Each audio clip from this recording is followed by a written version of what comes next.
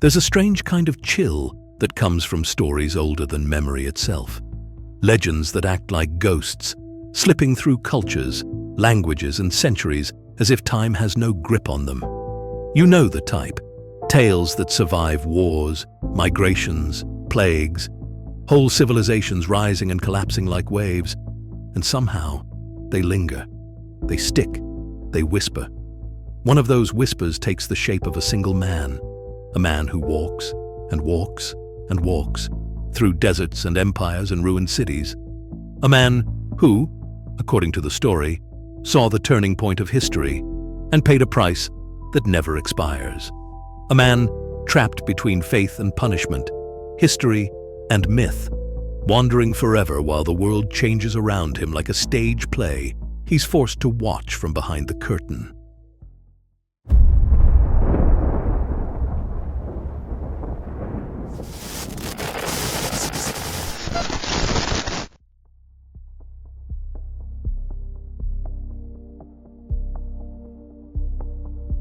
The origins of the Wandering Jew myth are tangled in both history and prejudice.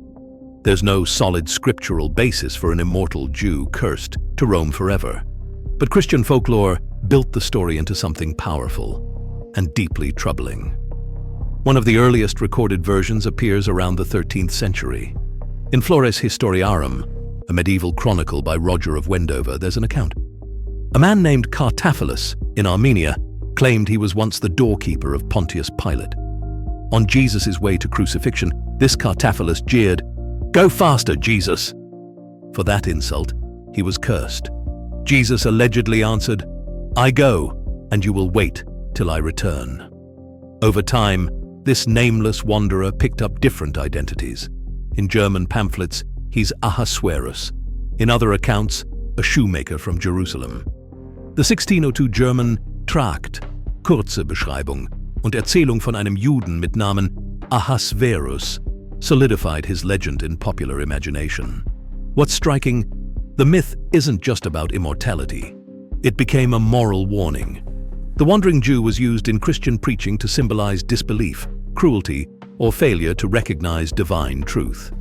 Over centuries, his image became bound to anti-Semitic stereotypes, the rootlessness of the eternal wanderer, tied to Christian notions of Jewish guilt and punishment. There's also a symbolic layer. Some scholars connect the curse of the Wandering Jew to much older figures, like Cain, condemned in Genesis to wander, or other eternal wanderers in European myth. In that sense, he's part of a broader archetype, the cursed immortal, neither resting in death nor home. Despite its legendary roots, the Wandering Jew became very much real in the popular mind. There were claimed sightings across Europe: Hamburg, Leipzig, Munich, even London, all places where people swore they had seen a gaunt ancient man who never aged. In some stories, when the moon is new, he looks very young. When the moon is full, he becomes old again. His story also inspired art and literature. Gustave Doré created haunting woodcuts, an old man with a long beard, staff in hand, walking across desolate landscapes. In the 19th century, Eugène Sue's novel Le Juif Errant, The Wandering Jew, turned him into a romantic figure, packed with social commentary and existential weight. But as powerful as the myth is, it also reflects some of the darkest undercurrents of European history. During medieval and early modern periods, the Wandering Jew reinforced Christian anti-Semitism, framing Jews as condemned to wander for their supposed rejection of Jesus. The very existence of the legend played into social exclusion and persecution. Rabbi Dr. Raymond Appel has pointed out that although the name Wandering Jew might not have originated from direct malice, the legend became steeped in prejudice over time. In other words, it's not just a weird ghost story. It's also a symbol born from centuries of theological hostility. Philosophically, the Wandering Jew raises heavy questions. Is immortality a gift or a curse? If you can't die, what does rest even mean? And if your punishment is to watch humanity change while you're locked in time, how do you find meaning? Some interpretations argue his endless journey is a metaphor. He stands for the exile and suffering of the Jewish diaspora. But that metaphor was twisted to serve anti-Semitic propaganda, especially during times of religious intolerance. On a psychological level, his curse is fascinating. His punishment is not physical torture, but eternal dislocation, the inability to settle, to belong, to truly die. It's a loneliness beyond pain, watching generations pass without being part of them, waiting endlessly for a return that may or may not offer redemption.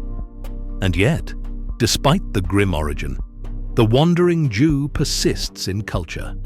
In ballads from the 17th century England, he wanders through Arabia, Africa, Greece, Syria. Artists, writers and theologians have returned to him again and again. Why? Because his story is powerful, tragic, and deeply human, even if born of prejudice. Take a moment. Imagine meeting him. What would you ask this eternal wanderer if you ran into him tomorrow, on a dusty road, under a blood-red sky? Drop your thoughts in the comments. I want to know what you think his eyes have seen, what stories his heart holds. The legend of the Wandering Jew isn't just a ghost story. It's a mirror held up to the complexities of human history, belief, and morality. His footsteps trace centuries of empires, wars, and forgotten civilizations. He's a witness to everything and belongs to nothing, a reminder that time spares no one, not even the cursed. Whether you see him as a sinner condemned, a wandering saint, or an enigmatic figure caught between reality and myth, his story forces us to confront uncomfortable truths. The ways fear, guilt, and prejudice can shape legends, the cost of immortality, the weight of endless memory. And maybe, in a way, his curse is not entirely about punishment. Perhaps it's a reflection of us, of our own restlessness, our endless search for meaning in a world that rarely stops. He walks alone, but in his wandering, he embodies our collective curiosity, our desire to bear witness to the unknown, to question what we think we understand. So, what do you think? Is he a cautionary tale, a tragic figure, or a symbol of the human condition itself? Could there be a lesson hidden in his eternal footsteps? Or is the lesson simply that some mysteries are meant to remain unsolved, haunting the edges of our history and imagination? Until next time, keep questioning, keep searching, beyond the structure of what you know.